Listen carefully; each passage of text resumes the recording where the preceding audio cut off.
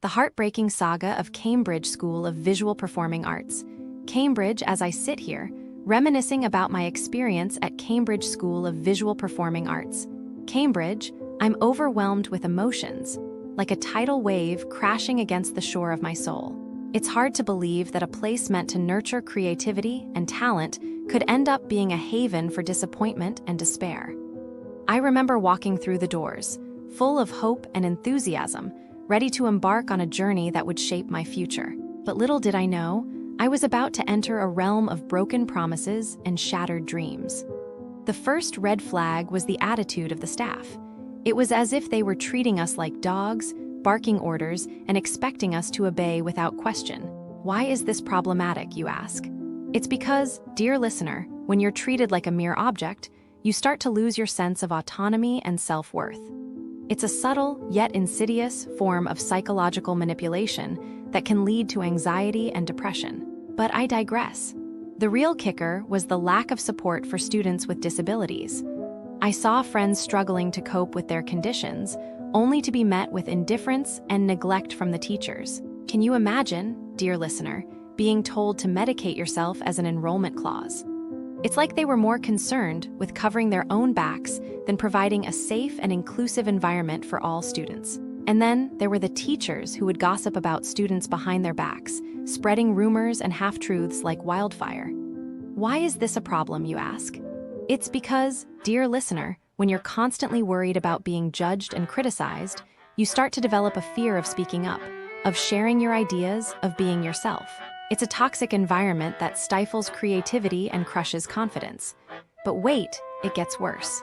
The welfare counselor, Tom, was a misogynistic man who completely dropped the ball when it came to addressing bullying and racism. Can you believe, dear listener, that they wouldn't even expel students for sexual assault and stalking? Instead, they'd suspend them and offer application withdrawals, basically sweeping the problem under the rug. It's a slap in the face to the victims, a clear message that their safety and well-being don't matter. I could go on and on about the lack of accessible after-school programs, the poor facilities, and the complete disconnection from the larger Cambridge student body. But dear listener, I want to ask you, have you ever felt like you're just a number, a statistic, a mere pawn in a game of bureaucratic red tape?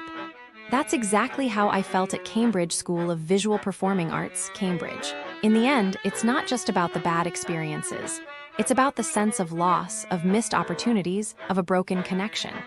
Can you feel, dear listener, the weight of disappointment, the ache of a broken heart? I know I do, and I'm not alone. So I ask you, dear listener, what do you think? Have you had similar experiences? Share your thoughts, your comments, your agreements. Let's create a chorus of discontent, a wave of outrage against institutions that fail to deliver. Together, we can make a difference, dear listener. Together, we can create a world where creativity and talent are nurtured, not crushed. The area surrounding the Cambridge School of Visual Performing Arts, it's disheartening. Truly, it feels like a place where potential went to quietly expire. Businesses here aren't actively bad, not usually, they're just profoundly underwhelming. It's a sense of faded glory, of promises unfulfilled. A pervasive feeling that someone started something with good intentions, then simply lost the will to maintain it. It feels like a forgotten corner, left to slowly gather dust while the vibrant heart of Cambridge beats nearby. It's a landscape built on disappointment, a melancholy of missed opportunities. And frankly, it's a bit insulting to the creative energy of the students at the school itself. Let's start with retail. The focal point, CambridgeSide, is a case study in how not to run a shopping centre. The general impression isn't one of shops, but of echoes. It's a place where you walk around and genuinely wonder if you've somehow stumbled into a time warp. People report finding stores on maps that vanished years ago, like ghosts of commerce haunting the halls. The upper floors are largely abandoned, described as labs' offices. A clear sign the shopping dream is over. It isn't a mall, it's a holding pattern for what it used to be. The food court, the usual bustling heart of these places, is now a shadow of its former self. Apparently, the once thriving choices of Chinese, Dunkin', Taco Bell, even Burger King are gone. Vanished, replaced with, well, less. Customers describe a sense of sadness, walking in expecting a comforting bite only to be met with emptiness. One person lamented the lack of even a simple coffee on a cold day. The drink portions at the bar are supposedly so small, they're almost a practical joke. It's like they're daring you to order a second, knowing you'll feel utterly swindled. The entire place feels like a mausoleum of consumerism. It's like the managers had a bet on how much they can strip away before people just stop coming. Then there's the Glassworks, a spa promising relaxation. Oh, the irony. Reports suggest a level of neglect that's almost comical, if it weren't so depressing. The hot tub, rather than being a blissful soak, is apparently a murky green situation, smelling faintly of stagnant pond water. People describe it as unsettling. The steam room smells like someone's been making vegetable soup in there. And the customer service, apparently it's delivered with a generous helping of eye-rolling and dismissive sighs. It's a place where you might leave more stressed than when you arrived.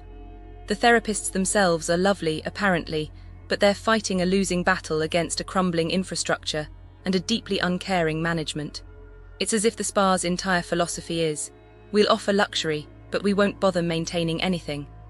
The treatments themselves are also a minefield. One person received a manicure with the therapist sitting them on a wooden chair, leaning over a massage table they couldn't even fit their legs under. A refund was offered, but only a partial one, leaving them feeling they'd paid a significant amount for minimal effort. The biotech treatment frequently isn't available, and when it is, the staff seem more preoccupied with their lunch breaks than with providing a calming experience. There's even a concerning report of a masseuse scratching a customer with long nails, a complete and utter breach of professional standards. Moving on to dining, Africfood restaurant presents a rather bleak picture. The most common complaint isn't the food itself, though reports indicate it. Tasteless and overpriced, but the sheer logistical disaster of ordering. People report being charged for orders that never arrive, then being met with indifference when attempting to resolve the issue. It's a pattern of incompetence and a blatant disregard for customer satisfaction. The fact that people aren't getting food they paid for and aren't getting their money back, it makes me feel a pain in my chest. It's like robbing people. I feel it so heavily because it's unfair. Tatte Bakery Cafe, usually a reliable source of pleasant pastries, fares little better at this location. The reviews suggest a decline in quality, dry pastries, stale bread, and a general lack of freshness. One person found bacon in their vegetarian sandwich, a horrifying experience for anyone with dietary restrictions. It speaks to a carelessness that's genuinely unsettling. It feels like a place where corners are cut and standards have slipped. It's like they are saying, we can get away with it, nobody cares. And then we have the... Okay, so I was looking into what's happening around Cambridge School of Visual Performing Arts, just because. And it's mostly just sad, honestly. Businesses around there, they're usually small, trying to be cute for all the art students and visitors. But apparently, not everyone has good intentions. Like, a lot of the shops near the school, especially around Cambridge City Market, it's where everyone goes for a quick bite when they race sketching or whatever they had credit card skimmers. Can you believe it? They found them in September 2025. Hidden on the card readers, so sneaky. Probably tourists, people just visiting for a week or two to check out the school or the town, they were the ones who got hit.